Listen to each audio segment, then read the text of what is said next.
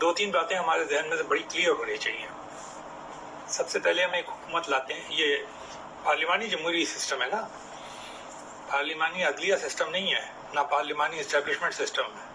کیا کہتی ہیں آپ؟ پارلیمانی جمہوری سسٹم ہے. طے ہو گیا کہ پارلیمان نمبر اس سے اوپر آ رہا ہے, جمہوریت سے اوپر پارلیمان. جب ہم پارلیمان لاتے ہیں اس کے بعد ہم ایک حکومت بناتے ہیں. اسی سے کیسے بناتے ہیں؟ کوئلیشن بناتے ہیں. کون سی حکومت کوئلیشن سے نہیں بنی ابھی تک؟ مجھے آپ بتا دیجئے.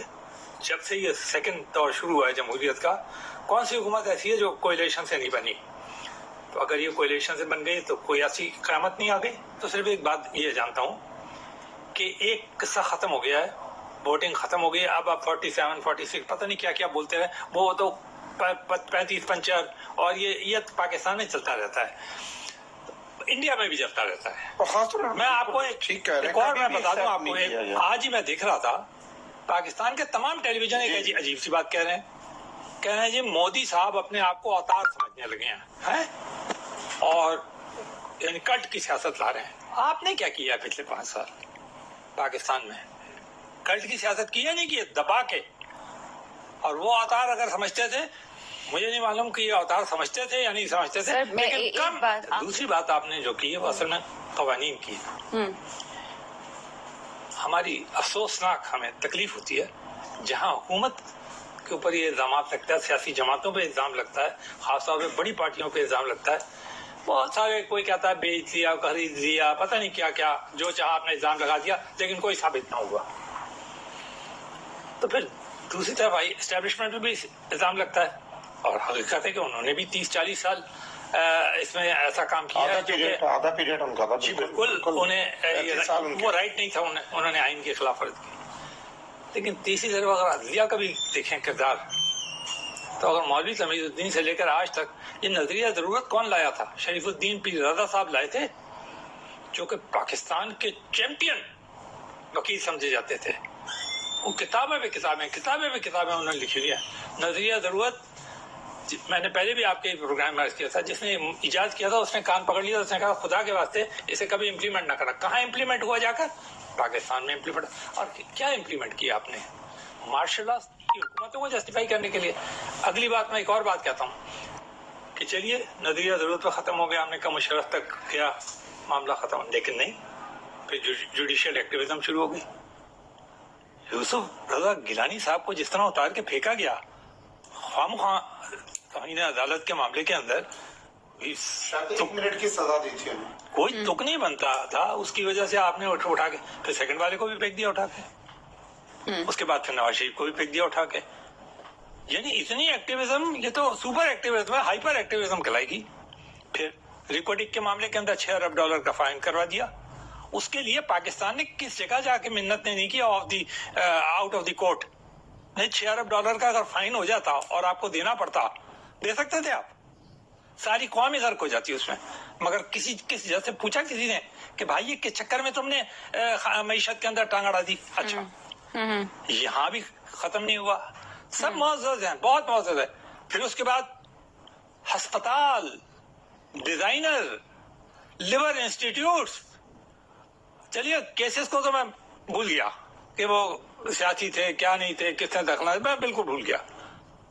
ڈیم فنڈ اکٹھے کرنا شروع کر دیے مانچسٹر جا کے. بالکل گرین چٹ دے دی گئی ہے جو ہمارے نگراں دور میں جو لوگ تھے. کیا سمجھتے ہیں اس معاملے کو کہ یہ معاملہ کیا اتنا سادہ تھا کہ بالکل بند کر دیا گیا, اور کسان تو ابھی بھی رول رہا ہے, کسان تو اب بھی اپنی گندم اونے پونے داموں میں بیچنے میں مجبور ہو گیا ہے. ایک 2-3 تکلیف دہ حقیقتیں ہیں, ان کو بھی سامنے لے آنا چاہیے ایک دفعہ.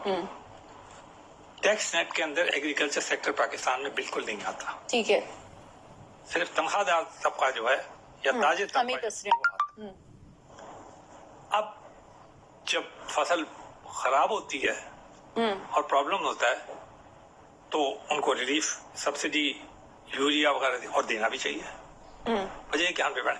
لیکن ایک انتہائی تکلیف دہ بات یہ ہے کہ کہتے ہیں کہ Pakistan is an agricultural country, یہی جملہ بولوا جاتا نا یہاں پر, لیکن پاکستان کے 50% سے زیادہ ایگریکلچرل کنٹری ہونے کے باوجود لینڈ پہ ٹیکس بھی نہیں ہے.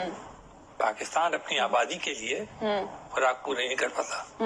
और लैंड पे भी टैक्स नहीं है। आपको यूक्रेन से मंगाना पड़ता है, आपको रशिया से मंगाना पड़ता है तो कोई इस दौर में थोड़ी मंगाया गया है, ये आप निगरान हुकूमत के दौर में थोड़ी हुकूमत मंगाया गया है, नहीं।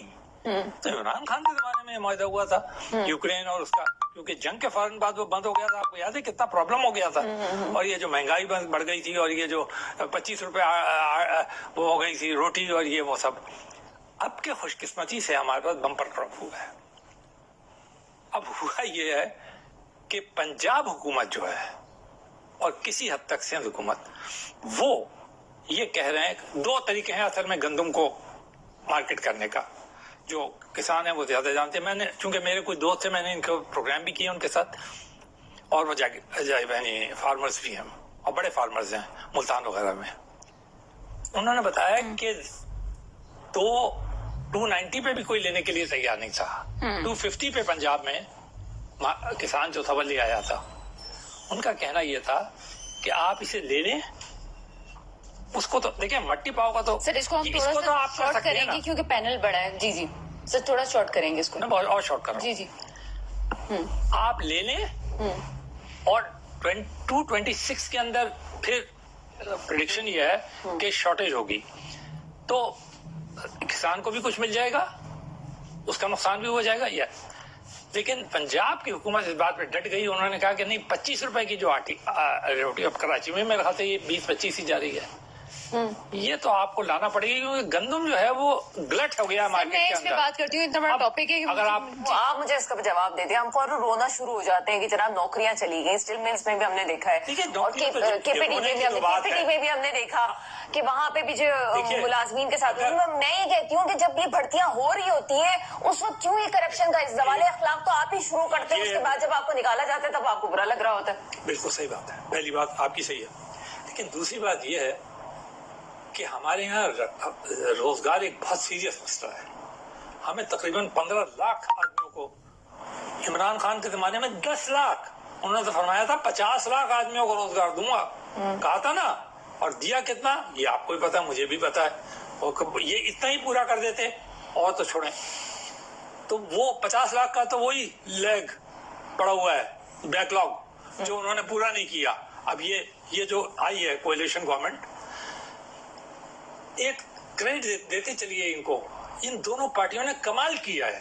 15 दिन के अंदर एक कोएलिशन गवर्नमेंट पाकिस्तान को दे दी। आप उसका उठाकर क्रेडिट चाहे तो एस्टैब्लिशमेंट को दे दें या जिसको चाहे, लेकिन इसमें भी कोई दो राय नहीं हो सकती। ये जो बड़े लीडर थे, आखिरकार इन्हीं को हम बड़े लीडर भी कहते हैं, यही हमारा असासा है। तो इन्होंने बैठे ना, इख्तिलाफात किए, लगा के टूट रहा है, लेकिन जम गए। मैं आपको बताऊं, जर्मनी के अंदर कभी मर्केल की मौजूदगी के अंदर 6 महीने से पहले हुकूमत नहीं बनती थी, हमेशा कोएलिशन 1940। तो ये एक तो मैं ये कह रहा था, ये जो PIA का मामला भी है, आप इन लोगों पे छोड़ दें पार्लियामेंट के ऊपर, let them solve it out, don't panic. ना ये ब्यूरोक्रेसी का मामला है, ना ये एस्टेब्लिशमेंट का मामला है।